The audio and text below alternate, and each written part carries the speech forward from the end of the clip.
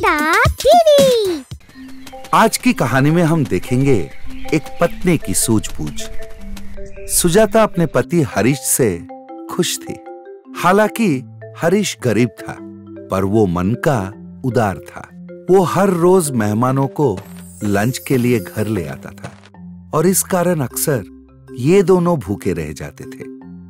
हम दोनों के लिए भी खाना काफी नहीं होता और आप मेहमानों को रोज ले आते हैं। अरे, मेहमानों को खिलाने से भगवान खुश होते हैं। तुम्हें बदलना तो इम्पॉसिबल है। मुझे ही कोई रास्ता निकालना होगा। एक दिन सुबह, सुनो, आज 3 मेहमान आएंगे।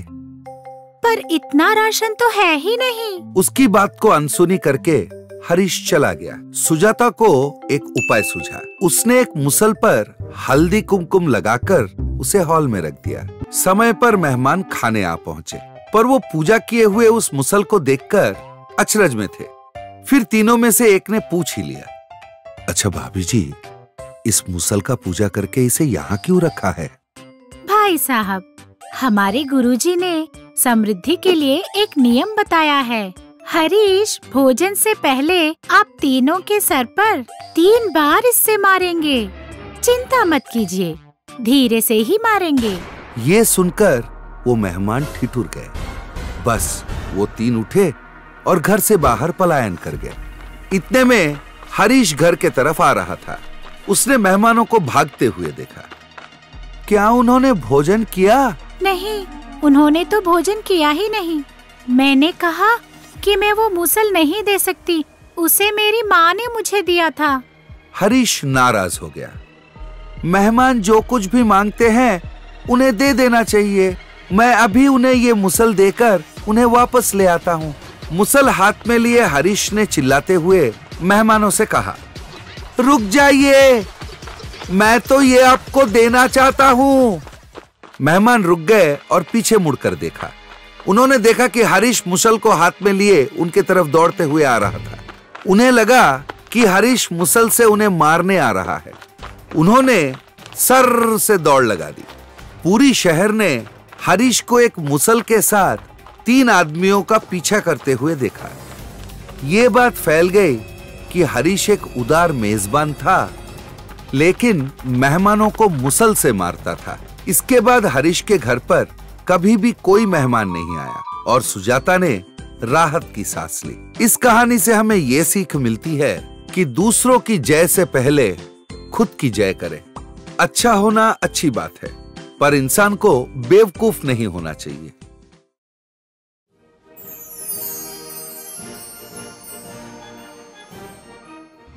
कई साल पहले की बात है। एक राजा था और उसका एक पुत्र था। युवराज हर समय गरीब और दीन दुखियों के बीच में अपना समय गुजारता था और उन दीन दुखियों को दान धर्म करता था। पर महाराज को युवराज का यह बर्ताव बिल्कुल पसंद नहीं था। उसको बदलने की लाख कोशिशों के बावजूद युवराज को कोई फर्क नहीं पड़ा।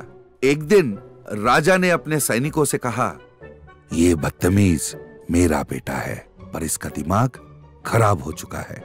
इसे ले जाओ और 100 कोड़े मारो। जब सैनिक राजा के बेटे के पास पहुंचे, तब उसने कहा, महाराज, महाराज, मुझे सिर्फ 2 घंटे का मोहलत दे दीजिए। मैं यूं गया और यूं लौटा। मेरा काम पूरा होने के बाद चाहे तो आप मुझे चाबुक पड़वा लेना। 2 घंटे बाद जब युवराज लौटकर सभा में आया, तो उसके हाथ में 3 बक्से थे। पहला बक्सा सोने का बना था, दूसरा चांदी का था और तीसरा पीतल का बना था। उसने पूछा, क्या आप बता सकते हैं कि इन तीनों में से सबसे अच्छा बक्सा कौन सा है? सभा में उपस्थित सारे लोगों ने कहा कि सोने का बक्सा ही सबसे उत्तम है और उसके बाद चांदी का, फिर पीतल का बक्सा ही सबसे उत्तम होगा। इसके बाद युवराज ने तीनों बक्सों को खोल दिया। सोने के बक्से में बिच्छू और सांप थे, चांदी के बक्से में एक पत्थर रखा हुआ था और पीतल का बक्सा हीरे जवाहरातों से भरा था। ये देखकर सभा में उपस्थित सारे लोग चौंक गए। तो युवराज ने कहा, तो समझ गए आप, बक्से का बाहरी बनावट को देखकर हम ये नहीं तय कर सकते कि कौन सा बक्सा सबसे उत्तम है। इसी प्रकार गरीब इंसानों को देखकर उन्हें धुतकार देना भी गलत है। पर देखा जाए तो गरीब इंसान दिल के अच्छे होते हैं, और ये भी जरूरी नहीं है कि हर अमीर इंसान दिल का भी उतना ही अच्छा हो। अपने बेटे के ये बातें सुनकर महाराज को अपनी गलतियों का एहसास हुआ। Fake RMP. नागेंद्र नाम का एक सेठ था। उसका एक ही बेटा था जिसका नाम था राजू। राजू बेकार बैठा रहता था, पर नागेंद्र का सपना था उसका बेटा बड़ा डॉक्टर बनेगा। पर राजू तो 5वीं कक्षा 5 बार फेल कर चुका था और स्कूल वाले उसे गेट के अंदर भी नहीं आने देते थे। नागेंद्र की बीवी रानी राजू का बड़ा लाड़ करती थी, इसलिए राजू बिगड़ गया था। बेटा, मेडिकल एंट्रेंस के लिए तैयार हो रहे हो? राजू के गले में खाना अटक गया। अरे ये क्या जी, बच्चे को ठीक से खाना तो खाने दो। रानी ने नागेंद्र के जेब से पैसे निकालकर राजू को दे दिए। नागेंद्र उसे देखता रह गया। ये ले बेटा, पैसे ले ले, बाहर कुछ खा लेना। हाँ। राजू और उसके 2 दोस्त बाइक पर ट्रिपल राइडिंग कर रहे थे। ए राजू, सिनेमा चलते हैं ना? ए चल रे, मेरा मूड ठीक नहीं है। मेरा बाप ना जब तक मैं डॉक्टर नहीं बनूं मुझे छोड़ने वाला नहीं है। ए जाने देना रे, क्यों इतना टेंशन लेता है? कुछ दिन बाद बाप बेटे दोनों खाना खा रहे थे। पापा, मुझे मेडिकल कॉलेज में एडमिशन मिल गया है। अरे मैं ना बोलती थी, एक दिन मेरा बेटा बड़ा डॉक्टर बनेगा।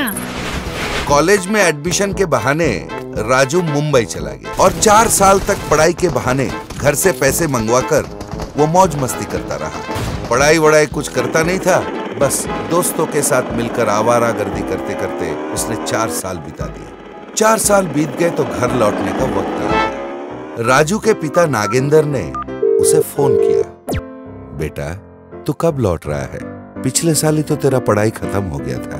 पापा, मैं इंटर्नशिप कर रहा हूँ और पास के गांव में मेरा पोस्टिंग भी हो गया है। उसके पीछे खड़े उसके दोस्त खिखी करके हंस रहे थे। आहा, कितनी अच्छी बात बताई तूने बेटा। राजू ने नकली डॉक्टर के सर्टिफिकेट्स बनाए और उनको दीवार पर टांगकर उसने पास के गांव में एक क्लिनिक खोल दी। कुछ दवाइयों का नाम उसने रट्टा मार के याद कर लिया। एक दिन एक पेशेंट बोला, डॉक्टर साहब, मेरे पेट पे बहुत गुड़गुड़ गुड़गुड़ हो रहा है। हाँ, रात को बहुत खाया होगा ना। अब शादी का मौसम है ना डॉक्टर साहब, खाना पीना तो चलता ही रहता है। राजू पर्दे के पीछे गया, हाजमोला के शीशी से कुछ गोलियां निकाली, एक दूसरे शीशी में उन्हें भरकर वापस आया। ये लो, इन गोलियों को सुबह शाम गर्म दूध में मिला के खा लेना, 3 दिन में ठीक हो जाओगे। ठीक है डॉक्टर साहब, आपका कल्याण हो। एक बार राजू के पास आए पेशेंट्स में से 1-2 पेशेंट सीरियस हो गए। अरे कौन से डॉक्टर को दिखाया था आपने? कहाँ है उसका क्लिनिक? अरे वो राजू का क्लिनिक है ना, वहीं पे दिखाया था। राजू? कौन सा राजू? चलो मुझे दिखाओ। अरे वो देखो, वही तो है क्लिनिक। रवि राजू का क्लिनिक पहुंचा और खिड़की में से झांक के अंदर देखा। अरे ये तो नागेंद्र का बेटा है, ये तो डॉक्टर वॉक्टर नहीं है। इसकी असलियत जाननी पड़ेगी। तुम एक काम करो, ये चाय लेके अंदर जाओ। बूढ़ी चाय लेके अंदर आई तो राजू ने चाय पी लिया। इसके बाद रवि कुछ लोगों को लेके अंदर आ गया। अरे डॉक्टर साहब, आपने कहीं चाय तो नहीं पी? हाँ भाई, अभी अभी तो पिया था, बढ़िया था। अरे उसमें गलती से चूहे मारने का दवाई गिर गया था। राजू चिल्ला उठा, अरे बचाओ, कोई मुझे डॉक्टर के पास ले चलो। डॉक्टर साहब, आप तो इस गांव के मशहूर डॉक्टर हैं, आपको किसी और डॉक्टर की क्या जरूरत है? अरे छोड़ो ना यार, मैं कोई डॉक्टर वॉक्टर नहीं हूँ। मैं मर जाऊंगा, मेरी तो अभी शादी भी नहीं हुई, मुझे कोई बचा लो यार, डॉक्टर के पास ले चलो। गांव वालों, आप लोगों ने सुना, ये कोई डॉक्टर वॉक्टर नहीं है, इतने दिनों से आप लोगों को उल्लू बना रहा था। चलिए इसको थोड़ा सबक सिखाया जाए। राजू वहां से भाग खड़ा हुआ। इस तरह के कई और मनोरंजक और ज्ञानवर्धक कहानियों के लिए बने रहिए हमारे साथ।